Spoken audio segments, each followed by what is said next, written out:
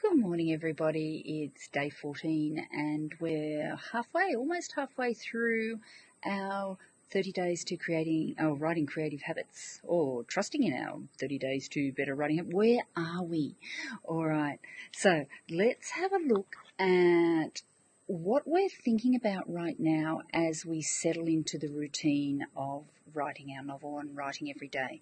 Okay, the first thing that I want to talk to you about today is trusting in the process. Now, the reason I want to talk to you about that is because I'm up to about 16,000 words, and I was sitting out watching the rain last night, and I started taking notes, and it was just doodling about what I was going to write about today in my novel.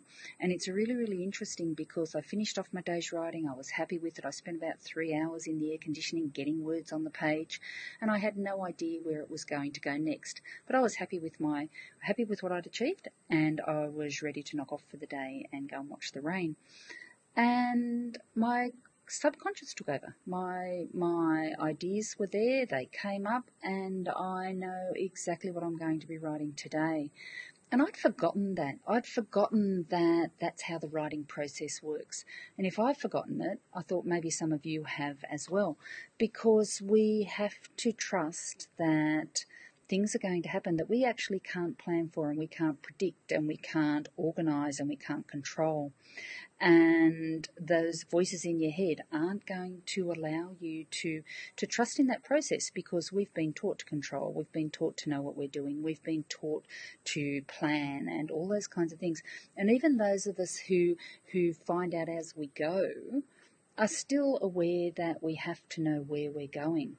But with this trusting in the process, it's where we dive more deeply into our stories, and our characters start to take on a life of their own, and they know what they want to do, and they know where they're going to go, and they know what's going to happen, and they're not going to take no for an answer. They're not going to listen to you as the author. They're not going to allow you to corral them and control them. So they fight back. And if you don't listen to that inner voice, into that creative voice is what I call it, you're going to find yourself in trouble, because your words are going to be stilted and your story is going to crash and burn. And that's not what we want to happen. So today I've devoted the whole 5 minutes to that whole process of trust. Now, I hope you've experienced it the same as I have, or if not, it may happen to you in the next couple of weeks as we finish off with some of the craft ideas that I want to talk about. But what I wanted to share with you today, and this is a writing Bible that I used for many, many years, and I'm finding myself surrounding myself with those books, bringing out my writing magazines. Every day my life is now all about me and my own writing, which is quite self-indulgent, but it's doing the job, because I have committed to this process. I have committed to writing this novel and getting this draft down as quickly as I can. And because there's no other alternative, that's what's happening, and that's what it takes. It has to be your priority. On the podcast today, we talked to Claire Connolly, romance author, and she says, do what it takes to get the writing done. So I hope you're joining in with me. What I wanted to show you today, this is a book. Now, Kate Grenville is quite a famous Australian author, and I think she wrote Secret River, and then she wrote The Secret to How She Wrote Secret River, which is really interesting as well. And it talks about that writing process and how you can't force it. And it took her 3 years, I think, just to come to terms with what that story was about, because she thought it was going to be about something different. But her subconscious had other ideas entirely. In the end, she gave up, and she piled everything up, and she listened to the voice. And aren't we glad that she did, because that Secret River is an amazing, amazing story, and it wouldn't have been the story that it was if she had not trusted in the process. Now, this book is a little writing Bible of mine. I don't know if you can even get it nowadays, but if you can get your hands on it, it talks you through the whole process of writing your novel, and she gives examples from her own work. And I just wanted to finish off with a couple of words of advice from her, and it's about getting started.